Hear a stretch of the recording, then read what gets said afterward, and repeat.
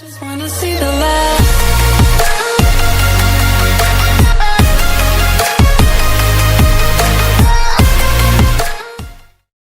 एक क्वेश्चन देखते हैं मैथमेटिकल फिजिक्स का 2018 के नेट के एग्जाम में ये पूछा गया है। तो क्वेश्चन है कि हमें 3 वेक्टर्स दिए हैं, vector v1, vector v2 and vector v3। Vectors में जो i j k है वो रिप्रेजेंट करता है यूनिट वेक्टर। और क्वेश्चन हमसे ये पूछा गया है कि कौन से वैल्यू a का होना चाहिए जिससे ये तीनों वेक्टर्स लीनियरली डिपेंडेंट हो जाए।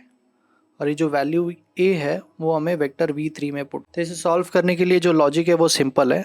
अगर मुझे तीनों वेक्टर को लीनियरली डिपेंडेंट प्रूफ करना है तो हमें तीनों वेक्टर्स को प्रूफ करना पड़ेगा कि वो है कोप्लानर।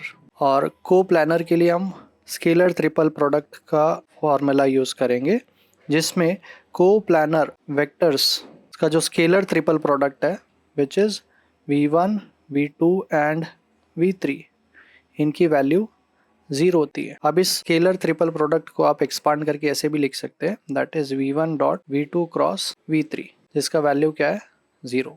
जिसका जो जनरल फॉर्मूला है वो है v1x v1y v1z v2x v2y v2z and v3x v3y and v3z। Basically हमें सारे मैग्नीट्यूड का वैल्यू लिखना है ऑफ वेक्टर्स। अब सारे वैल्यूज को हम यहाँ पर पुट करेंगे नोटेशन के हिसाब से। तो v1x v1y एंड v1z, तो x की जगह पर 2 लिखा हुआ है क्योंकि i रिप्रेजेंट करता है x एक्सिस को, j रिप्रेजेंट करता है y एक्सिस को और k रिप्रेजेंट करता है z एक्सिस को। तो यहाँ पर j का वैल्यू नहीं दिया हुआ है फर्स्ट वेक्टर में, तो यहाँ पर j की वैल्यू 0 है।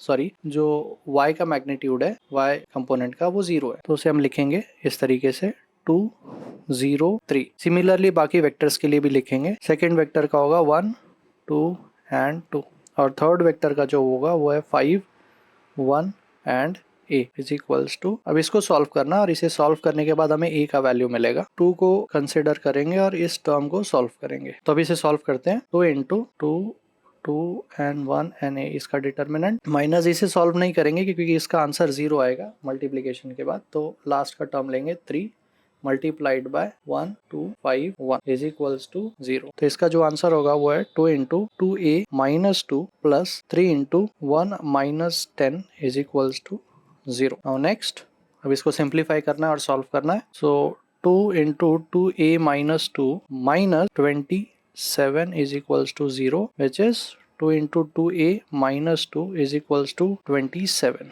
अब इसे फर्दर सिंप्लीफाई करेंगे, तो सिंप्लीफाई करने के बाद जो हमें a का वैल्यू मिलेगा वो है 31 अपॉन, तो जब a का वैल्यू 31 अपॉन 4 होगा तब तीनों वेक्टर लीनियरली डिपेंडेंट होगा, जिसमें से हमारा आंसर a